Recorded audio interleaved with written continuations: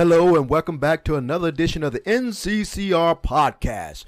My name is DeVandis Smith. I am the hype man. For the next 20 or so minutes, you will be entertained by the great dynamic duo of, I know you're probably thinking, who are they? Where are they? Who could they be? Well, it's none other than this two tandem right here. They both hail from T-Town, Tacoma. He's a 6'4" shooting guard who averaged 42 points per game at the UW.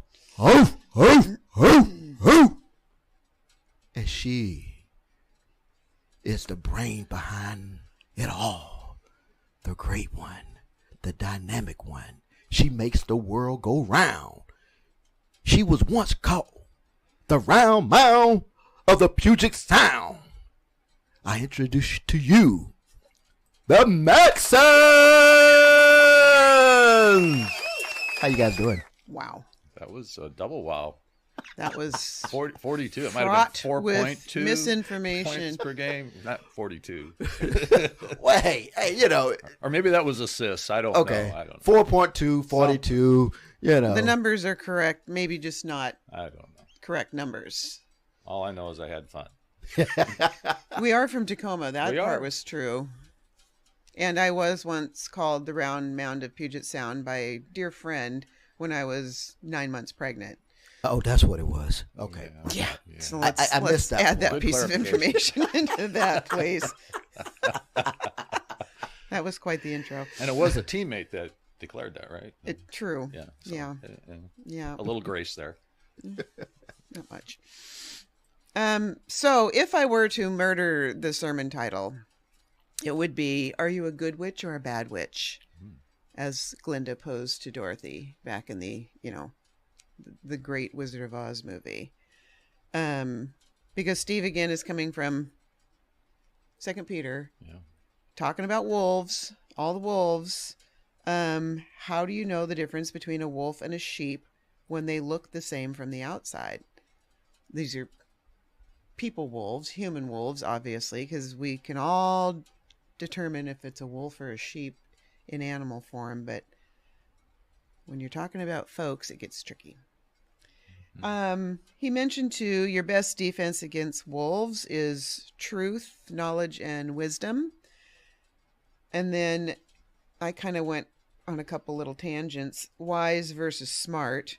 Smart is just knowledge, and wise is the ability to use knowledge. And then I found one more thing on Facebook that I thought was interesting. A fact is information without emotion. An opinion is information shaped by experience. Ignorance is an opinion without knowledge. And stupidity is an opinion that rejects facts. Just as some potential guidelines to pondering if what you're hearing is a truth bomb or not. So, do you want to read 2 Peter 2, sure 1 through 3? And then we were going to get into the, Steve talked about the 8 characteristics of those being motivated by Satan, wolves, in this, to distract us from following Jesus. Yeah. I look at these verses and I find it interesting. And sometimes maybe it's just me, but I over the course of a couple of weeks now of Steve's messages for us, God's word for us, but through Steve, even in some very short verses, how powerful they are. And then when you start to add them together in bits and pieces, it's like, wow, when you think about what Peter was doing, in the first chapter of really some encouragement, as he was speaking to believers, but also establishing the fact that he was among eyewitnesses. So this is the real, this is the truth. And then you get it, but at the same time, there's the bit of warning, right? And then we get into that in chapter 2 about false teaching. But there were also false prophets among the people, just as there will be false teachers among you. And I almost want to pause there for a second, because Steve pointed out that when Peter did this, it was almost like he was preparing this for us today, not just for the believers. The wolves come from within. Yes. It's not Yes. something you have to go look for somebody to do something sideways. Yeah. They're already here. And I just found that so here we are today, there will be false teachers among you. They will secretly introduce destructive heresies, even denying the sovereign Lord who bought them, bringing swift destruction on themselves. Many will follow their shameful ways and will bring the way of truth into disrepute. In their greed, these teachers will exploit you with stories they have made up. Their condemnation has long been hanging over them, and their destruction has not been sleeping. So, you start thinking about the prophets as, certainly the eyewitness and the prophecy from before, but even back then, thousands of years ago, the false prophets, the warning about false prophets, and then here we are today, still there, and still encountering that. Yeah, exactly. Again, there's nothing new under the sun, right? We're not inventing anything that's not already been done. Yeah. It's funny that when it's not funny, it's sad actually, but when Pastor Steve was naming some of the pastors that have fallen, about a week ago, I got into this documentary about Daystar, and the rise and fall of Daystar. And Joni Lamb, I didn't know who she was, but I guess she was a big, lady, evangelical, her and her husband. But they was talking about the two things, and Pastor Steve alluded to on Sunday. Fame normally brings them down, or some type of sex scandal. Mm-hmm. And I was looking at that incident with the Lambs, fame and sex, Jimmy Swaggart, sex. And all these other, Jim Baker and Tammy Faye. It's funny because it was just like up on my my wall, one after the other, of famous pastors and their wives, how they rose up and then bam, hit the bottom. It's sad because they had this huge following. Yeah. And it seems like I've seen a couple of those, mockumentaries, maybe they're documentaries, I don't know, on a couple of those, and you wonder, it seems like they started out with good intentions. Good intentions, exactly. Right? So, yeah. Hard to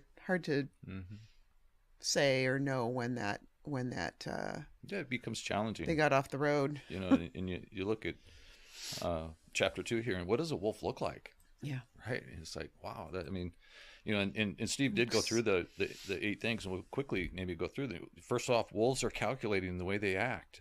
Mm-hmm. And it's like, how many times, though, do we have kind of this, maybe we feel a little bit awkward about challenging people? Mm-hmm. Right. Yeah, that's a really good point.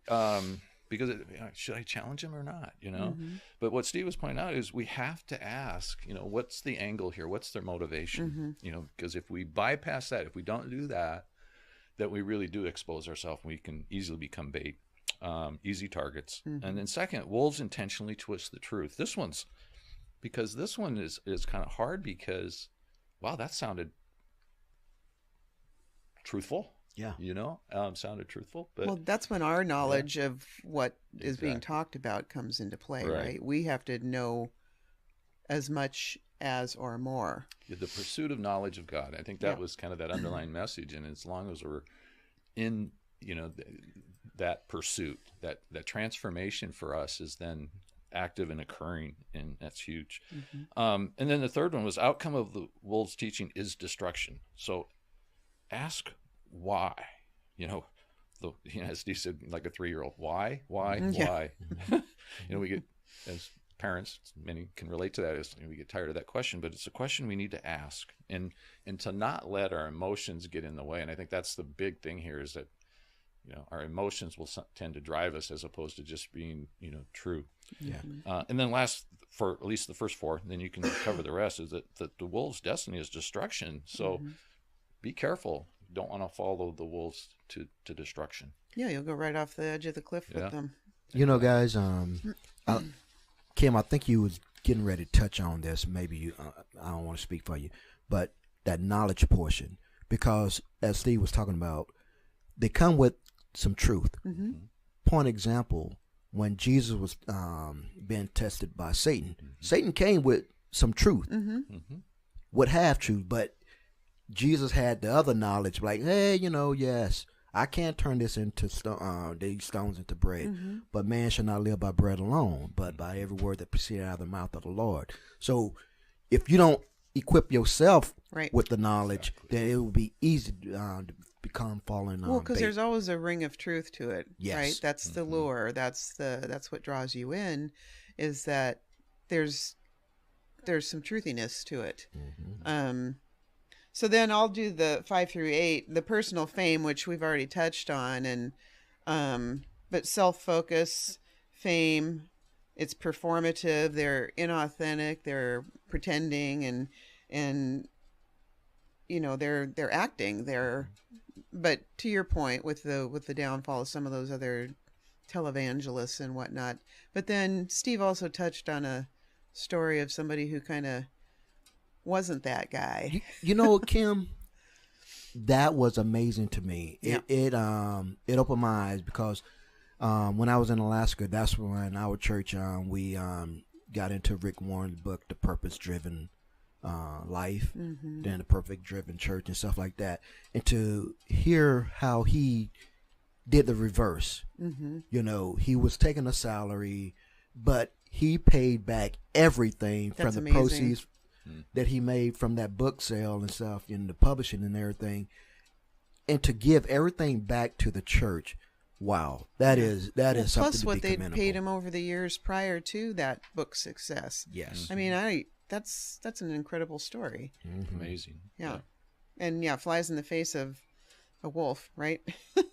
The 6th one was the impact that they have, because they can come in and in particular if they're in a leadership position, right? And this is where a lot of church hurt comes from, because they have misrepresented the gospel.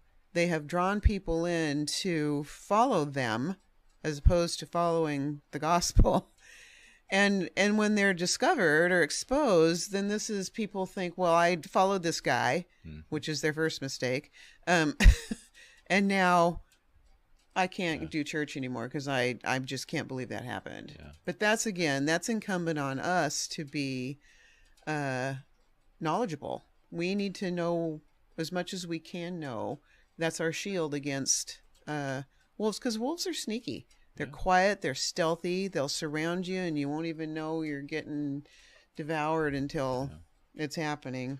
Well, I think one of the things Steve pointed out in that area, that caution area of number 6 here, was that the priorities of the wolves are really counter to Jesus's priorities. And if you, to make a distinction, you'd look at the wolves as takers and Jesus as a giver, a provider. Yeah. Yeah. Number 7, motivated by greed. All they want is your money.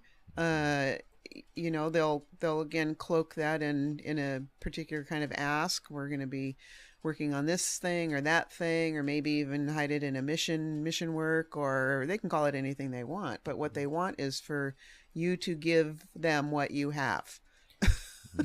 I heard this one guy, Jesse Duplantis, and he had the audacity to say that God didn't want him traveling coach. He wanted him to be in the newest Gulf Stream. And I had this other pastor, he's a pilot, and after church service, he had his congregation to come outside the building as he did a flyover. Oh, yikes. Oh. Yeah. Yeah, but people think that's cool. Yeah. I mean, my pastor got his own jet, and yet they are living on your in back, poverty. right? It's like what happened to giving to the poor and needy versus you having do you really need a 13,000 square foot home? Do you really need? Well, unless he was flying over, dumping all of his money out of the back of it, then I think we'll let Steve know we're not going to get a corporate. Yeah, he's not getting a jet. Yeah, and then real, right? lastly, it's lies. This is the foundation of a wolf. Is they lie right to your face, and that's why in short, we need to abide in Christ. We need to shield ourselves, gird ourselves against these attacks, and they happen daily. Sometimes they creep in, sometimes they're a little smash mouth, but it's not something that doesn't occur all the time, and we need to be vigilant and aware. Yeah. Which leads me to a question. I've got a couple, but I'll ask this one. Well, I'll ask two, but the last one I want you to kind of think about. Is it easier to see your fall or someone else's? But the question I wanted to leave with is, do you know when you're being lied to? And how do you know that? I mean, because sometimes you know it after the fact, but you don't always know it in the moment. And that's when you just kind of politely nod and walk away. I'll get back to you if it doesn't feel quite right. But sometimes you can just be bold-faced lied to, and it sounds plausible. It's tricky stuff. For sure. Yeah. I mean, I think we can all get in this word, the letters that Peter was writing, and really heed the advice, the beware, to pay attention, to be alert. Yeah. And it seems like such a really simple, straightforward message, and yet the weakness in us is that we falter and we allow our emotions to take over, as opposed to doing what Steve's laid out here. Yeah, these are warning signs, and we should probably all print them out and post them on our refrigerator to look at every morning, because it's pretty cut and dry how we're supposed to avoid these things. And again, it's like we've talked about so many times, the Bible is full of such simple stuff, but putting it into practice can be so difficult, because when you read this, you're like, oh, snap. I'm all over that one. I'm going to heed all these warnings. Well, I think right up until I don't. Too, back to what I was saying earlier about Peter and what he wanted to, leave these people with this advice, this counsel, this encouragement, long after he was gone. Mm-hmm. And I tended to think about this a little bit. It's like, when you think about agape love, for one's greater good, and I really feel like that's kind of what Peter is modeling right here. Mm-hmm. And yes, it's really kind of for me a big takeaway what he was doing here to these believers and followers. Mm-hmm. Yeah, I agree. Good message too. Yeah, great message. Yeah, one that it's timeless. It's timeless, because the same thing that was happening with Peter and them, like you said earlier in the beginning, it's happening now. There's nothing new up under the sun. And just to let your mind go back there, it's like, wow, we're still dealing with the same thing that they dealt with. Don't you ever learn? Exactly. You had the prophets that wanted the fame and stuff, so they were going around. I remember Paul, the guy who was following behind Paul. I forgot the other disciple, but like, show me what you did so I can do it. Not for the benefit of the individuals and God's purpose, but so he can make money and exploit it, And so nothing new up under the sun. Yep. Nothing new up under the sun. Yep. Well, that's all I got. You can ponder those questions. Really, I think looking at these 8 characteristics, I think we probably all know somebody we've encountered in our life that's we can recognize here, maybe even ourselves on some levels. Who knows? But yeah, I mean, again, that goes back to is it easier to see somebody else's? Get that log out of your eye before you go poking around at somebody's slipper. Exactly. All right, guys, hit that like button, subscribe, share, and comment if you dare. Until then, you know how we do about this time. We are